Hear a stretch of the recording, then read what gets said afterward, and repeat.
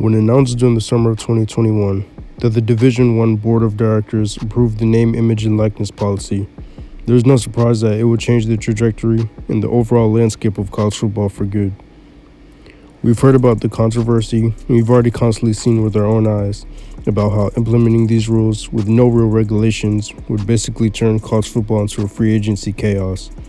From top Power 5 players using their image to find better opportunities at championship competing schools, to players establishing their personal brands, to using deals as a tactic for snagging the best high school recruits in the nation, name, image, and likeness has fans and coaches questioning the true impact that incentives provide for the game.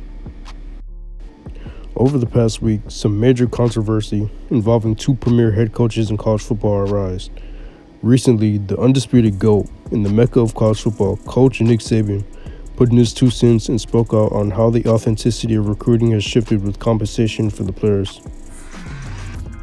We were second in recruiting last year. A&M was first. A&M bought every player on their team, made a deal for name, image, and likeness. All right, we didn't buy one player.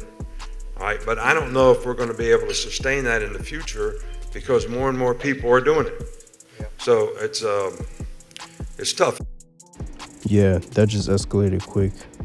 You know, after years of consistent success and really putting himself in a class of his own, this comment made by Nick Saban is surprising but understandable at the same time. Yeah, it's shocking for him to blatantly state that these players who went to A&M were just put in with money, and he should have had more insight before speaking out on the situation. But if we're being real, the water in College Station is definitely not pure. Since Jimbo's arrival, the Aggies have been decent, but haven't quite reached championship caliber success. Coming off another 4-loss season, you wouldn't expect Jimbo to secure the top class in the nation, but that's exactly what he did. While Jimbo claims NIL didn't play a part in his recruiting process, it seems odd that a bunch of 5-star recruits would just suddenly want to come play for him in the same class. I'm not saying he's a bad coach by any means, and I expect him to have success. But come on, Jimbo, let's be real. All of a sudden, you just have 5 stars lined up. Here's what he had to say about Saban's comments. So I'll say it's a shame that we have to do this. It's really despicable.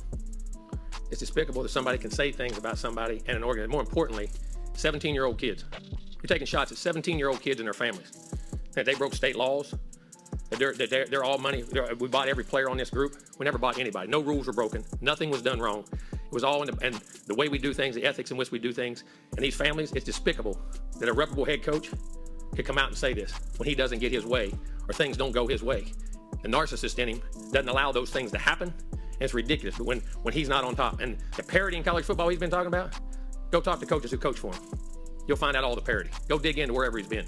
You can find out anything. And it's a shame that you got to sit here and defend 17-year-old kids and families and Texas A&M because we do things right. We're always going to do things right, but we're always going to be here. Clearly, Jimbo was upset by Saban's approach, and it really took it personal. He even stated, "You coach with people like Bobby Bowden and learn how to do things.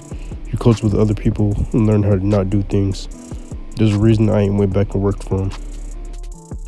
With the 2022 season just under 100 days away, this has definitely been the most interesting part of this offseason. It's crazy to see that the new era of college football involving name, image, and likeness has gone as far as altering relationships between coaches who've known each other for a pretty long time. It just adds more fuel to the fire, and I can't wait to see that matchup between Texas A&M and Alabama come October.